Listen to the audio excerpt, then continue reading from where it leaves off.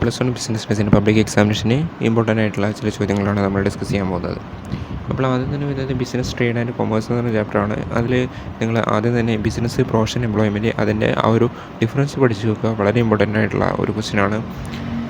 പിന്നീട് നമ്മൾ പ്രധാനമായിട്ടും വരുന്നത് കൊമേഴ്സിൻ്റെ ടൈപ്സ് ഓഫ് ആക്ടിവിറ്റീസ്, ട്രേഡും ഓക്സിലറീസ് ടു ട്രേഡും അതിൽ വരുന്ന ബൈ ക്ലാസിഫിക്കേഷനും നോക്കി വെക്കേണ്ടതാണ്. പിന്നെ വരുന്ന ബിസിനസ് റിസ്കുകൾ, അതിൻ്റെ പ്രോസസ്സുകൾ ഇമ്പോർട്ടൻ്റ് ആണ്.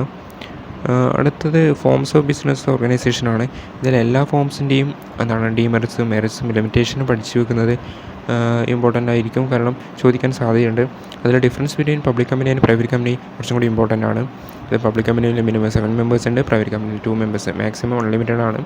എന്നാൽ പ്രൈവറ്റ് കമ്പനിയിൽ 200 ആണ്. അങ്ങനെ നമുക്കൊരു 5 ഡിഫറൻസ് ഉണ്ട്. ആ ഒരു 5 ഡിഫറൻസ് പഠിച്ചു വെക്കുക. നെക്സ്റ്റ് ചാപ്റ്റർ അതിൽ വരുന്നത് ഫോംസ് ഓഫ് ഓർഗനൈസേഷൻ പബ്ലിക് എൻ്റർപ്രൈസിൽ വരുന്നത് അത് വരുന്നത് ഡിപ്പാർട്ട്മെൻറ്റൽ അണ്ടർടേക്കിങ്സ്. അതെന്താണ്? അതായത് നമുക്കറിയാം റെയിൽവേസ് ഉണ്ട്, ഓൾ ഇന്ത്യ റേഡിയോ, ദൂരദർശൻ എന്നൊക്കെ ഉണ്ട്. അതിൻ്റെ ഫീച്ചേഴ്സ് ഉണ്ട്. ആ ഫീച്ചേഴ്സ് പഠിച്ച് വെക്കുക. മെറിറ്റ്സും അതിൽ ലിമിറ്റേഷൻസും നോക്കി വെക്കുക. അതുപോലെ സ്റ്റാറ്റ്യൂട്ടറി കോർപ്പറേഷൻ, അതായത് പബ്ലിക് എൻ്റർപ്രൈസ് ഒരു സ്പെഷ്യൽ ആക്ട് കൊണ്ട് വരുന്നതാണ്. അതിൻ്റെ ഫീച്ചേഴ്സ്, മെറിറ്റ്സും ലിമിറ്റേഷൻ പഠിച്ചു വെക്കുക. നെക്സ്റ്റ് വരുന്നത് ഗവൺമെൻറ് കമ്പനിയാണ്. Section 2 close 45 of the companies act പ്രകാരം വന്നിരിക്കുന്നതാണ്. അതിൻ്റെ ഫീച്ചേഴ്സും മെറിറ്റ്സും ലിമിറ്റേഷനും പഠിച്ചു വെക്കുക. നെക്സ്റ്റ്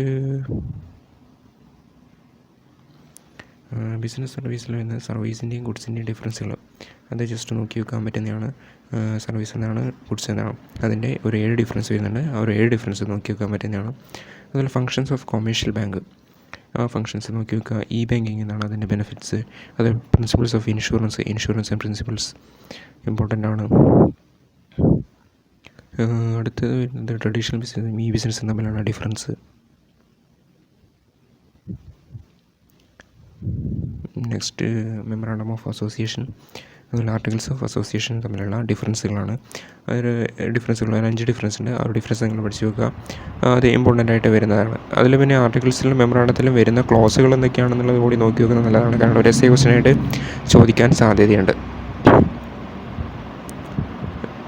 പിന്നീട് വളരെ ഇമ്പോർട്ടൻ്റ് ആയിട്ട് നമുക്ക് പഠിക്കാനുണ്ടാകുന്നത് സർവീസ് ടു റീറ്റെയിലർ, ഇൻറ്റേർണൽ വരുന്നത് കുറേ സർവീസ് ഉണ്ട്. സർവീസ് ടു ഹോൾസെയിലേഴ്സ് ഉണ്ട്, അതിൽ മാനുഫാക്ചേഴ്സിന് കൊടുക്കുന്ന സർവീസുകളും റീറ്റെയിലേഴ്സിന് വരുന്നത് അത് ജസ്റ്റ് നോക്കി വെക്കുക.